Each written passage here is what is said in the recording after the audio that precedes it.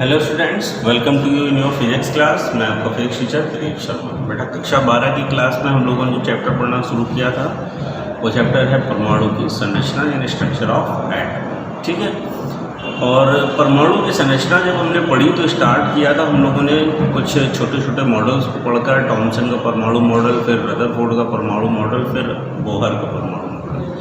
और बोहर के परमाणु मॉडल पर ही आज हम लोग आधुनिक मॉडल भी पढ़ रहे हैं। ये पूरा उसी पर आधारित है।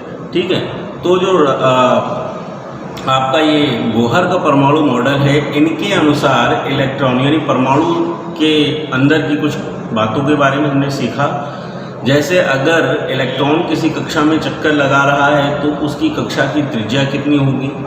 ठीक है, और फिर हमने उसमें पढ़ा था कि अगर इलेक्ट्रॉन अपनी जिस कक्षा में चक्कर लगा रहा है, पहली, दूसरी, तीसरी, 8वीं कक्षा तक, तो उस कक्षा में उस इलेक्ट्रॉन का वेग कितना होगा। ठीक है, इन दोनों बातों से आगे आते हैं। आज हम लोग इसी डेरिवेशन का, जो लास्ट में हम डेरिवेशन पढ़ रहे थे, उसी डेरिवेशन का हम लोग थर्ड पार्ट पढ़ते हैं, जिसमें हम पढ़ने जा रहे हैं कि अगर इलेक्ट्रॉन किसी अनुमत कक्षा में चक्कर लगा रहा है तो उसके पास कितने प्रकार की ऊर्जा होगी और कितनी होगी। ठीक है, तो अब बात कर रहे हैं यहाँ पर, जैसे हमको बताया गया है कि अगर इलेक्ट्रॉन किसी अनुमत कक्षा में जब चक्कर लगाता है तो वो नाभिक के चारों ओर घूमता है।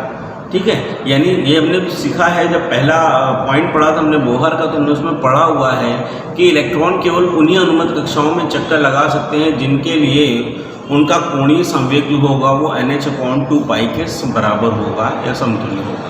ठीक है, तो अब अगर इलेक्ट्रॉन किसी अनुमत कक्षा में जब चक्कर लगा रहा है तो उसके पास दो चीज़ें हैं। पहली चीज़ क्या है? पहली चीज़ तो ये है कि इलेक्ट्रॉन के पास ऋणात्मक आवेश यानी निगेटिव चार्ज है, और नाभिक के पास जो है वो धनात्मक आवेश यानी पॉजिटिव चार्ज है। बात समझ गए? अब आप ये समझिए कि अगर इलेक्ट्रॉनों के पास ऋणात्मक है और प्रोटॉनों को नाभिक के पास धनात्मक आवेश है, तो ये दोनों एक दूसरे को क्या करेंगे? आकर्षित। ये दोनों एक दूसरे क्या करेंगे? आकर्षित। तो आकर्षण के कारण इन दोनों के बीच में एक एनर्जी यानी ऊर्जा बनेगी, और वो बनेगी वैद्युत स्थितिज ऊर्जा यानी इलेक्ट्रिकल इलेक्ट्रोपोटेंशियल एनर्जी।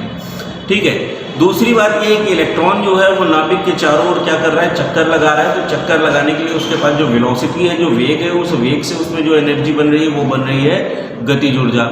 तो यानी इलेक्ट्रॉन के पास जब वो नाभिक के चारों ओर चक्कर लगा रहा होता है, दो प्रकार की ऊर्जाएं होती हैं। पहली होती है गतिज ऊर्जा और दूसरी होती है स्थितिज ऊर्जा। क्लियर है? अब आपको ये समझना है कि ये गतिज ऊर्जा अलग है और स्थितिज ऊर्जा अलग है, लेकिन अगर पूछा जाएगा कुल ऊर्जा तो हम बताएंगे भाई दोनों होती है, तो कुल ऊर्जा जो होगी वो दोनों को मिलाकर आएगी। जो भी कुल ऊर्जा होगी वो क्या होगी? दोनों को मिलाकर आएगी। तो यहाँ पर बात करते हैं, एक इलेक्ट्रॉन अगर किसी नाभिक के चारों ओर चक्कर लगा रहा है तो उसकी गतिज ऊर्जा क्या होती है? बेसिक हम लोग यांत्रिक में पढ़ चुके हैं, 12mv² होती है। ठीक है, अब हम बात कर रहे हैं इस डेरिवेशन को करने के लिए। तो याद करो, हमने जब आपको ये डेरिवेशन शुरुआत में किया तो सबसे पहले एक इक्वेशन बनाई थी जिसमें हमने अभिकेंद्र बल को क्या किया था? वैद्युत के आकर्षण बल के बराबर किया था, और वहां से हमने एक इक्वेशन निकाली थी mv² = 1/4πε0 Ze²/r। है ना, निकाला था नहीं? अच्छा, अब इसमें से हम क्या करते हैं? दोनों पक्षों में 1/2 का मल्टीप्लाई कर देते हैं। अगर हम दोनों पक्षों में 1/2 यानी हाफ को मल्टीप्लाई करते हैं तो ये तो हो गया 12mv² इधर भी मल्टीप्लाई करेंगे तो हो जाएगा 1/8πe²r, और इसके ऊपर रहेगा Ze²। ठीक है, तो ये हो गया आपकी। अगर बात करते हैं तो अभी हमने बताया हमारे पास यांत्रिक में जो 12mv² होती है वो क्या होती है? गतिज ऊर्जा यानी काइनेटिक एनर्जी Ke। ठीक है, तो Ke वो मिल गई प्लस का Ze²/8πε0 इसके बाद हमसे बताया जाता है कि भाई यहाँ पर आप एक काम और कीजिए कि स्थितिज ऊर्जा भी ज्ञात कर लीजिए। तो हम कुल ऊर्जा ज्ञात कर लेंगे। तो स्थितिज ऊर्जा जो होती है उसका फॉर्मूला इलेक्ट्रोस्टैटिक से पढ़ के आए हो तो याद करो, UE = 1/4πε0 Q1 Q2/r। तो UE = 1/4πε0 Q1 मान लिया हमारे पास नाभिक का आवेश Ze है, और E जो है वो किसका आवेश है? इलेक्ट्रॉन का, बट इसमें चार्ज सिंबल सहित लिए जाते हैं यानी माइनस सही रखेंगे, और अपॉन में क्या आ गया? R आ गया। ठीक है, अब UE की वैल्यू निकालेंगे तो ये मिलेगी माइनस का Ze²/4πε0 R। क्लियर हुआ? ये क्या है?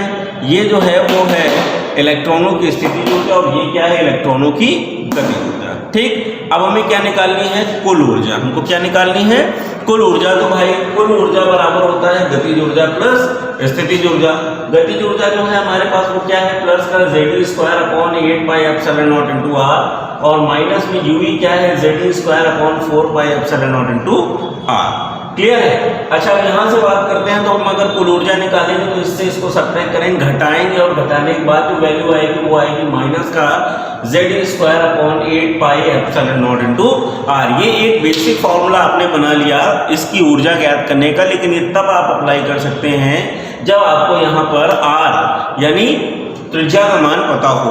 अब अगर मान लो हमें त्रिज्या का मान नहीं पता तो हमने सबसे पहले आपको त्रिज्या ही फाइंड आउट कराई है, तो क्या होता है, r बराबर n²h²ε0/πmze²। ठीक है, अब ये मान अगर हम इसमें रखते हैं तो हमको जो एक नई इक्वेशन मिलने वाली है वो क्या है, वो हमें मिलने वाली है, चूंकि हम त्रिज्या जो रख रहे हैं वो nवीं कक्षा तक की रख रहे हैं, इसलिए हम इस एनर्जी को En लिख लेंगे। क्या लिख लेंगे, En लिख लेंगे। अब हम nवीं कक्षा तक की बात करने जा रहे हैं। ठीक है, जरूरत के हिसाब से इसे E1, E2, E3, E4, E5 भी आप लिखेंगे जब आप n की वैल्यू ऐसे ही रखते जाएंगे। फिलहाल हमने nवीं कक्षा तक की त्रिज्या का मान ज्ञात किया, Ze²/8πε0n²। ठीक है, ये तो मान था। r की जगह हमने रखा n²h²ε0/πmze²। ठीक है, कैलकुलेट किया, कैलकुलेट करके सबसे पहले हमने पाई से पाई कैंसिल किया, और कैंसिल करके हमने nवीं कक्षा की जो त्रिज्या है उसका मान हमने प्राप्त किया माइनस का 1/n²। ये हमने n² को बाहर ले लिया है क्योंकि हमें यही एक ऐसी चीज मिलेगी जो बार बार बदलेगी। ठीक है, बाकी सारी चीजें तो इसमें क्या होगी, कांस्टेंट रहने वाली। फिर भी हमने क्या किया, z को बाहर ले लिया क्योंकि अभी हमने मान लिया कि हाइड्रोजन के अलावा कोई और तत्व भी हो सकता है। ठीक है, तो हम क्या लिखते हैं, माइनस का 1/n²z²e⁴m/8ε0h²। अब हम क्या करते हैं, अगर यहाँ पर z और n² को बाहर ले लें, क्योंकि z हमें बताया हो सकता है किसी और तत्व का हो, तो इसके अलावा e²m/8ε0 और h², ये जो है ये कांस्टेंट हैं, ये नियत हैं। इन नियत यानी नियतांकों का मान रख सकते हैं, और जब हम इन नियतांकों का मान रखेंगे तो हम एक वैल्यू भी निकाल सकते हैं। तो अगर हमने यहाँ पर सभी नियतांकों के मान रख दिए, और मान रखने में एक बात ध्यान से देखिएगा, हमने 1.6 × 10⁻⁻19 का भाग और नीचे लगा दिया है, क्योंकि ऊर्जा अभी जो आपको यहाँ से मिलेगी वो मिलेगी जूल में, और 1.6 × 10⁻19 से अगर भाग दे देंगे तो यही ऊर्जा बदल जाएगी आपकी इलेक्ट्रॉन वोल्ट में। तो हमने इस पूरे का कैलकुलेशन करके सीधे आपको बता दिया कि अगर आप किसी nवीं कक्षा में किसी भी तत्व के लिए अगर किसी भी तत्व की nवीं कक्षा की अगर ऊर्जा ज्ञात करना चाहते हैं तो उसको आप लिख सकते हैं माइनस का z², ठीक है, इंटू में 13.6/n², और ये मान आपको किसमें मिलने वाला है, इलेक्ट्रॉन वोल्ट में मिलने वाला है। अब जरा ध्यान से देखिएगा कि हाइड्रोजन परमाणु की अगर कभी बात करता है तो हाइड्रोजन परमाणु के लिए z का मान जो होता है वो कैसा होता है, फिक्स होता है भैया। z का मान क्या रहेगा, 1, यानी परमाणु क्रमांक कितना रहेगा, 1। तो अगर हाइड्रोजन परमाणु की बात करेगा तो E is directly proportional to 1/-n²। इसका मतलब है किसी अनुमत कक्षा में इलेक्ट्रॉन की कुल ऊर्जा, किसी अनुमत कक्षा में इलेक्ट्रॉन की कुल ऊर्जा उसके मुख्य क्वांटम संख्या के वर्ग के व्युत्क्रमानुपाती होती है, वर्ग के ऋणात्मक मान के व्युत्क्रमानुपाती होती है। ठीक है, बात समझ में आ गई। अब इसके बाद दो बातें मैं बताता हूँ। अगर केवल बात करता है हाइड्रोजन के लिए तो z बराबर क्या रखना पड़ेगा, 1। ठीक है, और n बराबर 1 रखने पर यानी पहली कक्षा के लिए जब हम निकालेंगे तो ये हो जाएगा E1, और E1 इज इक्वल टू आएगा माइनस का 13.6/1², मतलब माइनस का 13.6। बहुत ध्यान से समझना कि हाइड्रोजन परमाणु के लिए अगर हम बात करने वाले हैं तो पहली कक्षा में अगर कोई इलेक्ट्रॉन मूव कर रहा है, इलेक्ट्रॉन गति कर रहा है, तो उसके पास जो कुल ऊर्जा होगी वो होगी ऋणात्मक 13.6 eV।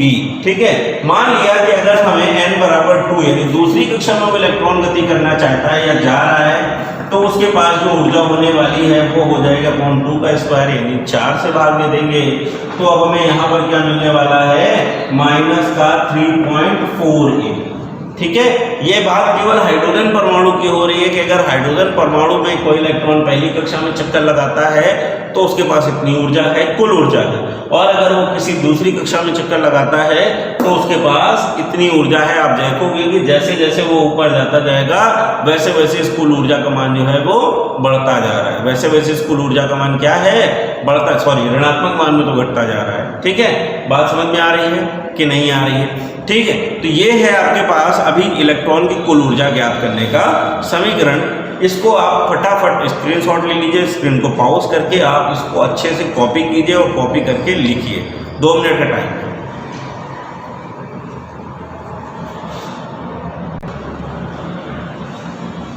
ठीक है, कॉपी कर लिया था। अगली बात पे आप, अगली बात ये है कि मान लिया कि ये जो इलेक्ट्रॉन है वो चक्कर लगा रहा है अभी अपनी कक्षा में। अब बोहर की तृतीय परिकल्पना पे जो निकल के आया था उसकी बात करते हैं। बोहर की तृतीय परिकल्पना पे मान लेते हैं कि ये निकल कर आया कि अगर किसी परमाणु को बाहर से किसी भी प्रकार से ऊर्जा दे दी जाती है तो वो ऊर्जा उसके किसी एक इलेक्ट्रॉन के द्वारा अवशोषित कर ली जाती है और वो इलेक्ट्रॉन ऊर्जा अवशोषित कर कर किसी ऊंची कक्षा में पहुंच जाता है चक्कर लगाने के लिए, जहां वो केवल 10⁻⁻⁸ सेकंड तक रुकता है और रुकने के बाद फिर वो अपनी पुरानी कक्षा में वापस लौटने लगता है। तभी वो स्पेक्ट्रम भी उत्पन्न करता है। जब वो जा रहा होता है उस समय भी स्पेक्ट्रम एक चमक उत्पन्न करके जाता है और जिसमें वापस आ रहा होता है उस समय भी एक चमक यानी स्पेक्ट्रम उत्पन्न करके वापस आ रहा होता है। इसी स्पेक्ट्रम की उत्पत्ति हमें करनी है। तो मान लेते हैं कि अभी इलेक्ट्रॉन किसी ऊंची कक्षा में है, नीची कक्षा से हमने उसे ऊर्जा दे दी, उसने ऊर्जा ग्रहण की और ऊर्जा लेकर वो किसी ऊंची कक्षा में पहुंच गया। अब वो किसी ऊंची कक्षा में पहुंच गया तो मान लिया कि जिस ऊंची कक्षा में वो पहुंचा है वो कक्षा ऊर्जा रखती है N2, वो कक्षा है N2 और ऊर्जा रखती है E2। कक्षा है N2 और ऊर्जा कितनी रखती है E2। और ये जब लौट कर आ रहा है तो किसी N1 कक्षा में आ रहा है जो ऊर्जा रखती है E1। ठीक, तो मान लिया कि इलेक्ट्रॉन जब किसी पहली कक्षा में वापस आ रहा होगा या जिस पहली कक्षा से वो गया होगा इनिशियली, उस पहली कक्षा में उसका जो कुल ऊर्जा होगी वो होगी E1 is equal to minus का 1/n1² z² m e की पावर 2 अपॉन में क्या आ जाएगा, सॉरी e की पावर 4 है। ठीक है, अपॉन में कितना आ जाएगा 8ε0 इंटू h²।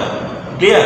इसी प्रकार से वो जिस ऊंची कक्षा से आ रहा है उस ऊंची कक्षा में यानी E2 में जो N2 में जो ऊर्जा है वो क्या है E2 is equal to minus का 1/n² z² m e की पावर 4 अपॉन में 8ε0 इंटू में h²।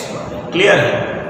अब देखो जरा ध्यान से, हमसे पूछा गया है कि इन दोनों ऊर्जाओं यानी इसको यहाँ पर कितनी ऊर्जा दी गई थी कि E2 तक पहुँचा, तो भाई इन दोनों कक्षाओं का अंतर यानी कक्षाओं में ऊर्जा का अंतर।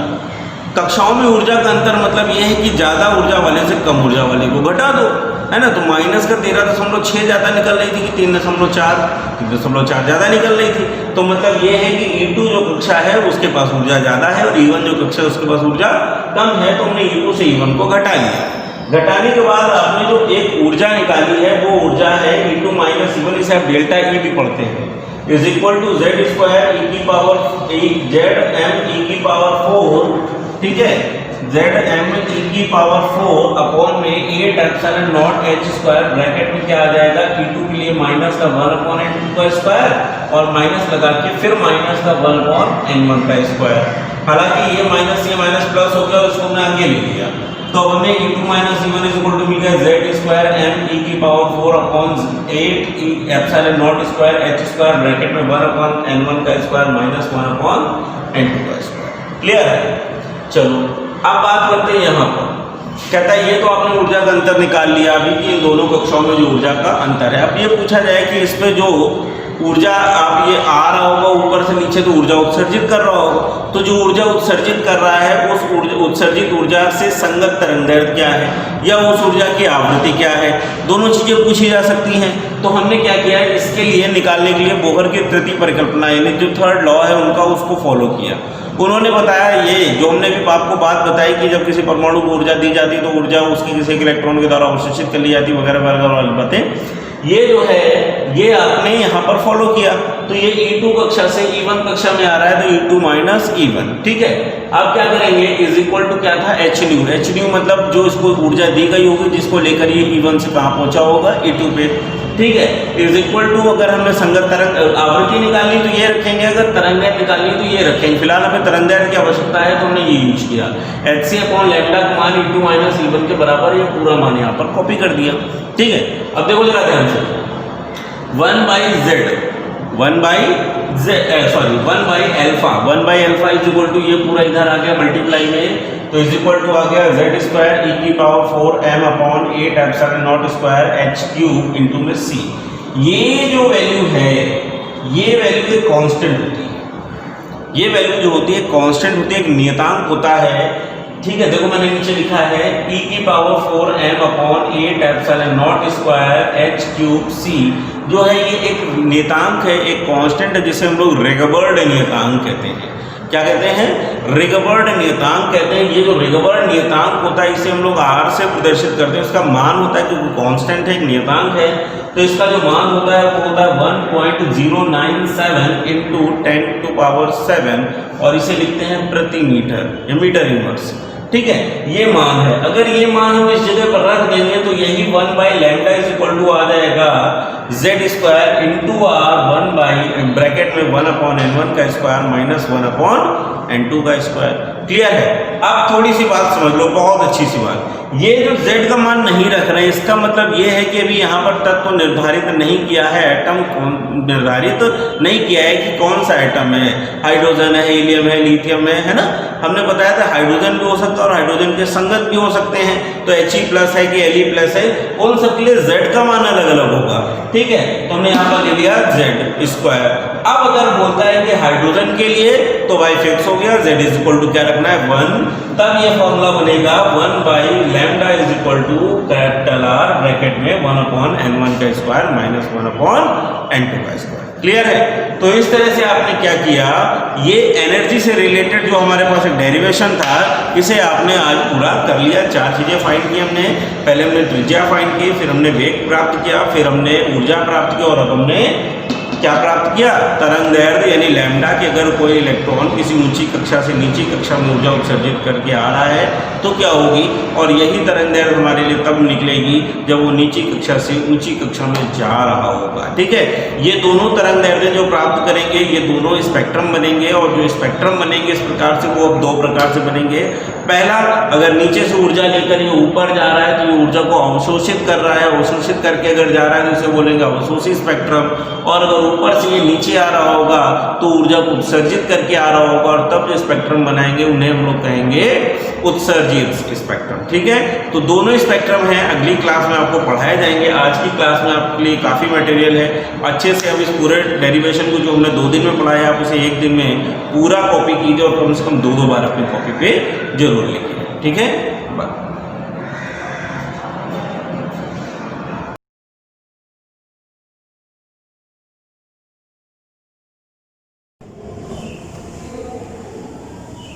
Hello students, myself Anand Saini and your chemistry tutor. Let's start to the chemistry. Start कर रहे हैं आज का टॉपिक। जैसे कि यहाँ पर मेटलर्जी चल रहा है, तो मेटलर्जी में हम लोगों का टॉपिक चल रहा है ऐसा सांद्रण के 2 विधियाँ आप पढ़ चुके हैं। आज आपका जो नेक्स्ट 2 टॉपिक बचा हुआ है वो है आपका पेन क्लोन विधि, और एक है आपका लेचिंग यानी कि केमिकल प्रोसेस, रासायनिक पृथक्करण विधि। तो चलिए स्टार्ट करते हैं। जैसे आप देख रहे हैं पेन क्लोन विधि, पेन मतलब झाग से रिलेटेड की विधि। सबसे पहला पॉइंट आता है कि इस विधि का उपयोग कब किया जाता है, किनके लिए किया जाता है। आपको ध्यान देना है, ध्यान रखना है कि प्रायः इस विधि का प्रयोग होता है सल्फाइड अयस्कों के लिए। किसके लिए होगा, सल्फाइड अयस्कों के लिए। तो सल्फाइड अयस्कों के लिए इस विधि का प्रयोग किया जाता है। क्या करते हैं इस विधि में, वो इस विधि में एक बड़ा सा लोहे का टैंक होता है, जिसे आप देख भी पा रहे हैं। इस विधि में एक बड़ा सा लोहे का टैंक होता है। टैंक में आपको क्या लेना है, पिसा हुआ जो आपके पास अयस्क है, अयस्क का चूर्ण लेना है, पाउडर फॉर्म में लेना है आपका। देन उसके बाद में आप उसमें जल भर देंगे, जल भरने के बाद में चीड़ का तेल मिलाएंगे और पोटेशियम एथिल तेल मिलाएंगे, ठीक है ना।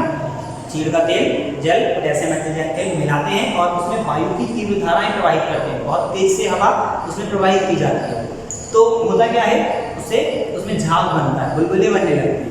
तो इसके बाद का प्रोसेस क्या है, इसके बाद का सिंपल सा पॉइंट इतना है कि जितना भी आपका हल्का अयस्क होता है वो सब ऊपर आ जाता है झाग के रूप में, और जितना आपकी अशुद्धियाँ होती हैं वो सारी की सारी अशुद्धियाँ तेल के साथ भीग कर, जल से भीग करके भारी हो जाती हैं और वो टैंक की जगह पर बैठ जाती हैं। ठीक है, तो इस तरीके से अयस्क अलग हो रहा है और आपका जो अशुद्धियाँ हैं वो आपकी अलग हो रही है। इसलिए पॉइंट को समझने की कोशिश करें।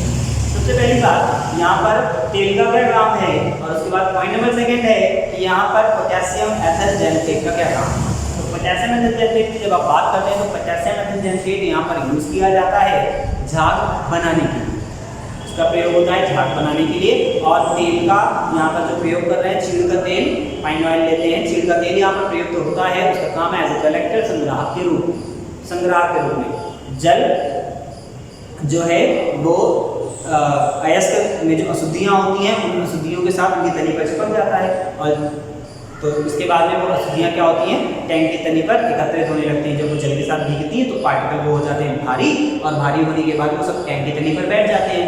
जब हवा आप उसमें वायु प्रवाहित करते हैं तो जितना हल्का हल्का अयस्क होता है ना, वो सब अयस्क झाग के रूप में, झाग बनाने के लिए आपको पोटेशियम एथर जेनसेट मिलाया हुआ है। तो जब आप वायु की तीव्र धारा प्रवाहित करते हैं तो क्या होता है कि जितना भी आपका अयस्क है वो सब झाग बनता है, झाग के साथ में ऊपर आ जाता है। फिर उस झाग को अलग से कलेक्ट करते हैं, कलेक्ट करने के बाद में जैसे आप देख पा रहे हैं ये वायु की तीव्र धारा आपने प्रवाहित की है, तो जो बुलबुले दिख रहे हैं वो झाग है, तो झाग के रूप में सब आपका अलग आता है। उस झाग को आप अलग से कलेक्ट कर लेते हैं, अलग से आपने कलेक्ट किया, उसको निकाल करके वापस आंतरिक अयस्क होता है, उसको फिर उसके बाद का प्रोसेस होता है कि वो जो आपका झाग निकल के आया उसको आप फैला देते हैं, ट्रे में कर देते हैं, फिर उसके बाद उसको सुखा लेते हैं, सुखाने के बाद में आपको सांद्र अयस्क मिल जाता है। जबकि जितनी भारी भारी अशुद्धियाँ होती हैं, गैंग बोलते हैं उनको, उन दोनों साइड से बाहर निकाल लेते हैं क्योंकि वो टैंक की तनी पर एकत्रित हो जाते हैं। छोटा सा पॉइंट है, इस विधि में बड़ा सा लोहे का टैंक प्रयुक्त करते हैं जिसमें आप अयस्क का पाउडर या अयस्क का चूर्ण, जल, पाइन ऑयल, चीड़ का तेल, पोटेशियम एथर जेनसेट का प्रयोग करते हैं। चीड़ का तेल यहाँ पर प्रयुक्त होता है संग्राहक के रूप में, जबकि आपका जबकि आपने लिया हुआ पोटेशियम एथर जेनसेट उसका यूज होता है यहाँ पर झाग बनाने के रूप में।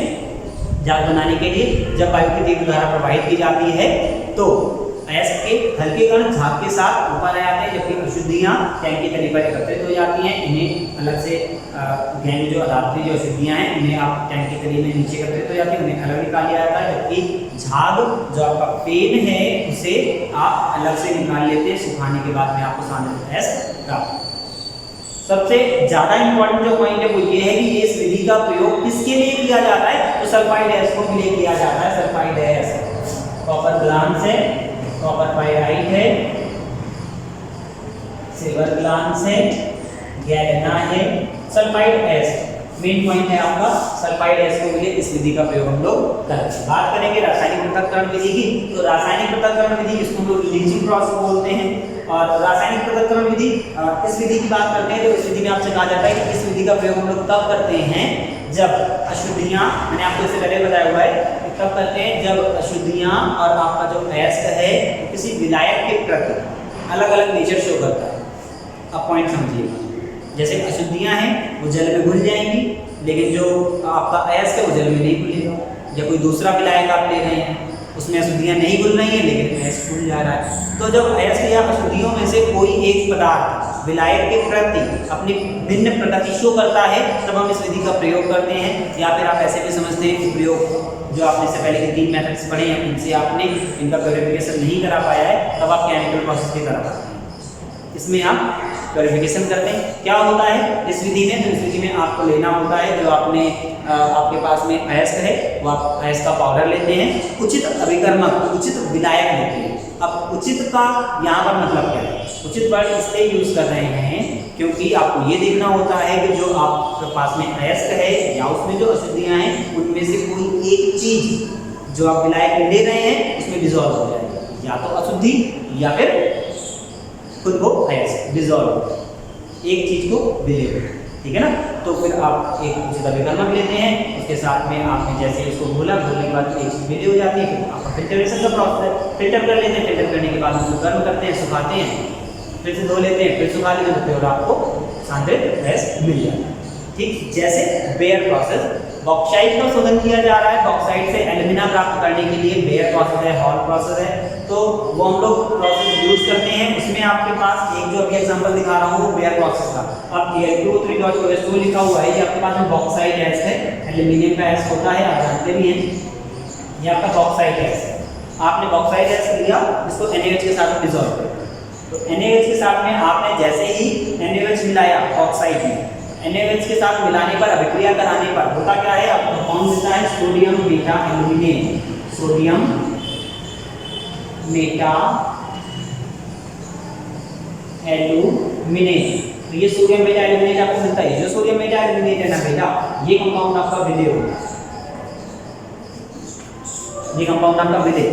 तो ये विलेय वाला पार्ट है आपका। NaOH मिलाने पर जितना भी बॉक्साइट था, बॉक्साइट में जितना भी एल्यूमिनियम था, वो सब डिसॉल्व हो गया, सोडियम मेटा एल्यूमिनेट के रूप में आपको विलायक के रूप में मिल गई। अशुद्धियां अलग हो गई, वो विलायक है, अशुद्धियां आपको जितनी भी अर्थी पार्टिकल्स थे तो वो सारे के सारे आपको वैसे ही अलग दिखाई पड़ते हैं, उनको आपने फिल्टर करना है, छान लेना है। छना हुआ सोडियम मेटा एल्यूमिनेट मिलता है, उसमें आप HCl और वाटर मिलाते हैं, थोड़ा सा HCl मिलाया थोड़ा सा, जिससे प्रेसिपिटाइजेशन हो जाए, अवक्षेप मिल जाए। ये सोडियम मेटा एल्यूमिनेट हमने मिलाया, वाटर मिलाया, डाइल्यूट कर लिया, डाइल्यूट करने के बाद में आपका एल्यूमिनियम हाइड्रोक्साइड का अवक्षेप मिल रहा है। ये नीचे की तरफ है ना, अवक्षेप मिल रहा है, किसका, एल्यूमिनियम हाइड्रोक्साइड का।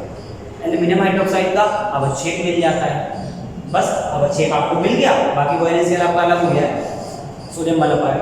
तो जैसे ही आपको इसका अवक्षेप मिला, इस अवक्षेप को आप तेजी से सुखाते हैं, गर्म करते हैं, गर्म करने के बाद में आपको बॉक्साइट मिल जाता है। फर्दर इसको एक बार फिर से धो लिया जाता है और फिर सुखा लिया जाता है, तो इस तरीके से आपको यहाँ पर प्योर सांद्रित गैस मिल जाता है एल्यूमिनियम ऑक्साइड के रूप। तो ये आपकी एक और मेथड लीचिंग प्रोसेस आप इसे बोलते हैं। तो इस तरीके से आपने भी पढ़ा एस्को के सांद्रण के बारे में, जो कि 4 मेथड से आपके पास में गोरकी पृथक्करण विधि था, चुंबकीय पृथक्करण विधि था, फिन क्लोन विधि, लीचिंग प्रोसेस। अयस्क में उपस्थित अशुद्धियों या फिर अयस्कों के आधार पर 4 विधियां आपके पास थी। बाय नेचर आपने देखना है कि और का नेचर कैसा है, उस नेचर के हिसाब से ही आप यूज करते हैं प्योरिफिकेशन के मेथड। जब आपने प्योरिफिकेशन कर लिया है, अयस्कों का कंसंट्रेशन कर लिया है, तब आप आगे बढ़ेंगे अगले प्रोसेस की तरफ, जो कि पढ़ेंगे आप नेक्स्ट क्लास में। अभी के लिए thank you.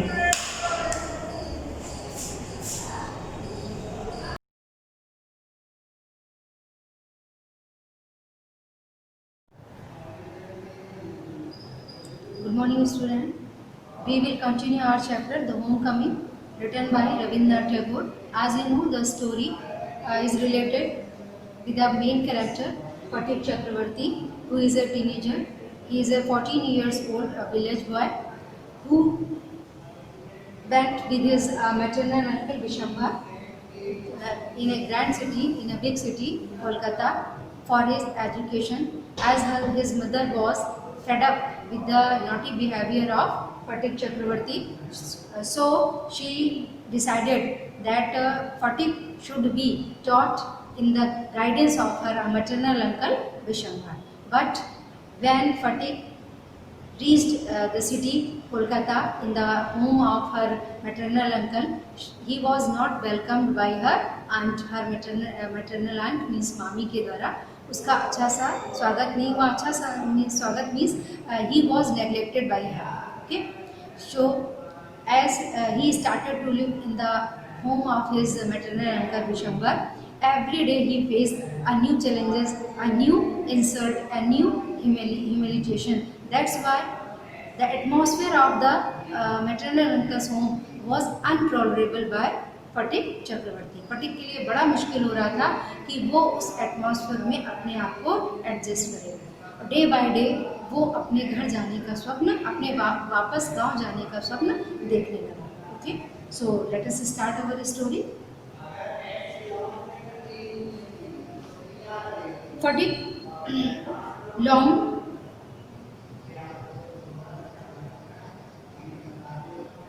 he remembered the glorious meadows where he used to fly his kite all day long.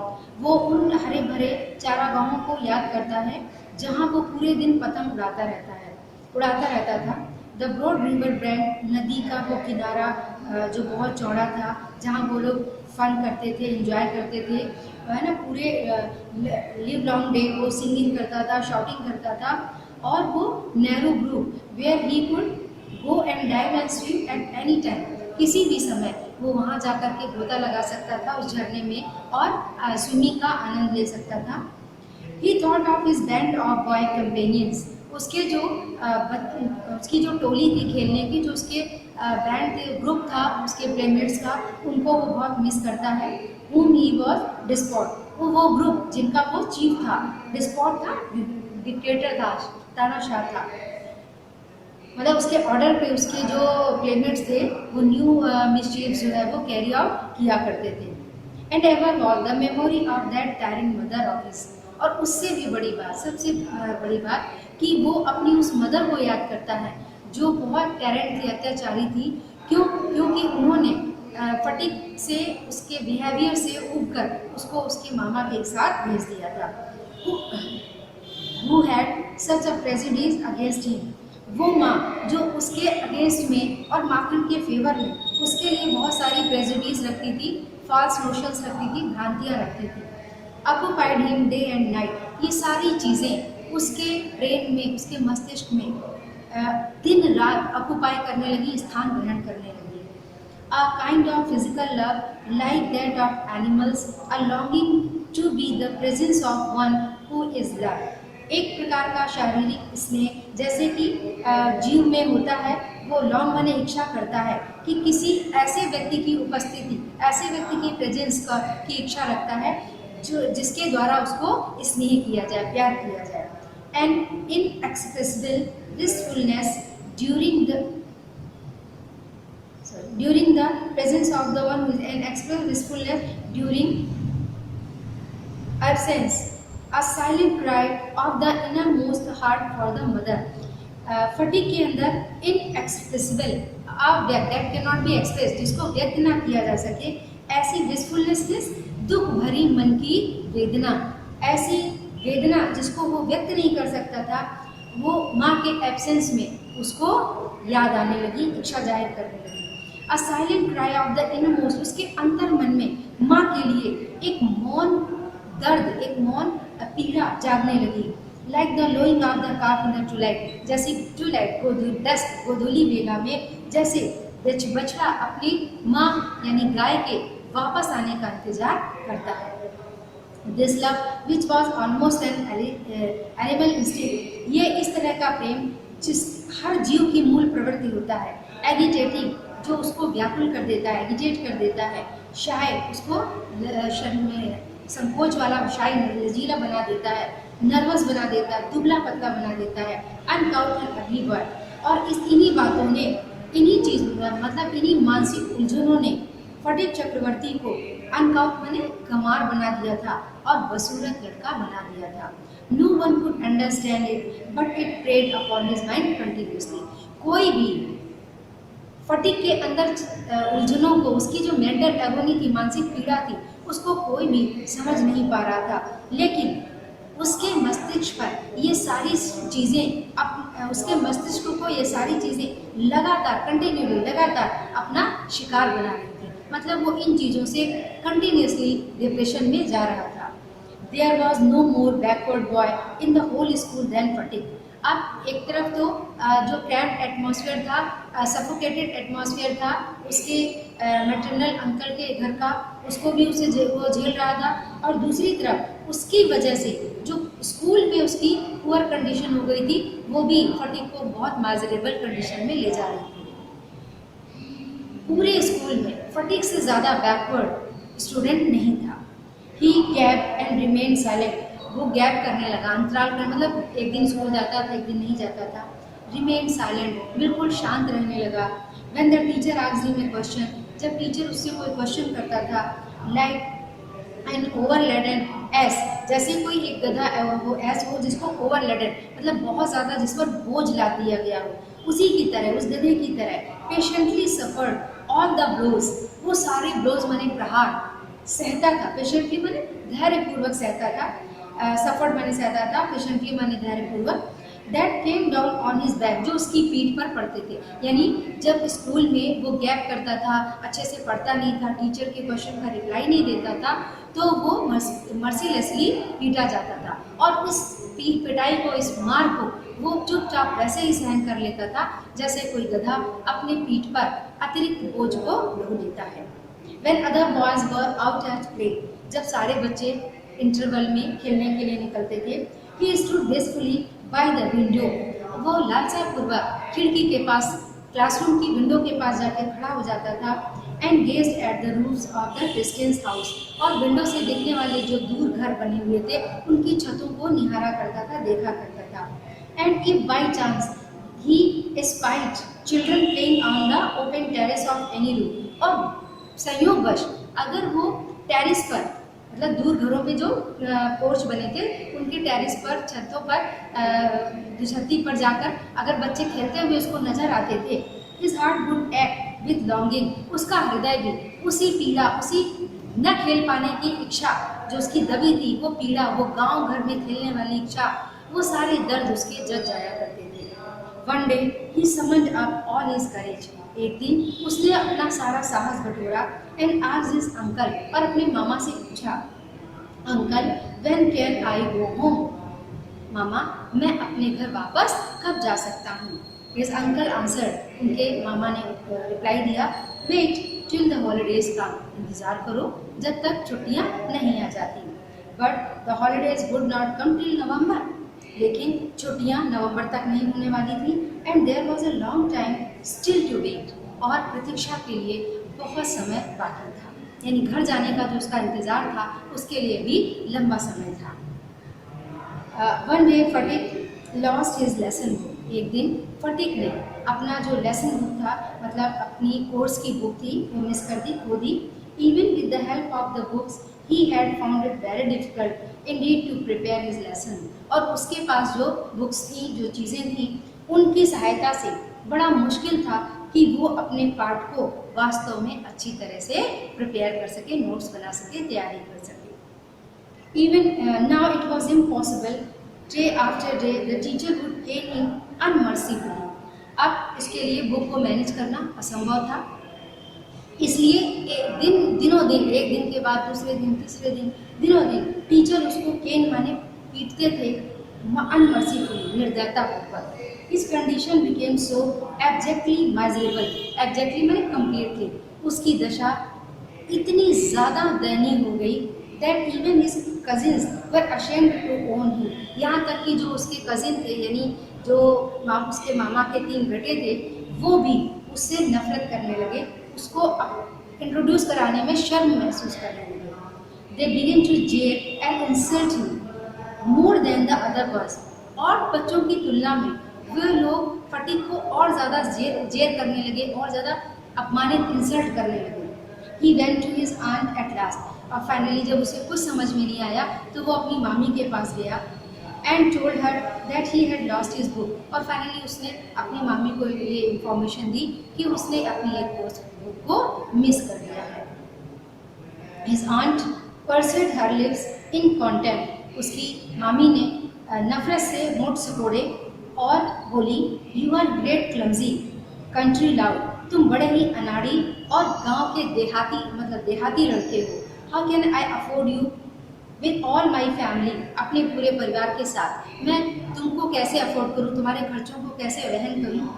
Two by you a new books 5 times a month, एक महीने में तुम 5 बार बुक्स खो देते हो, मैं इतना कैसे अफोर्ड कर सकती हूँ। जबकि what was the reality, that this was the first time when fatigue has lost his course book.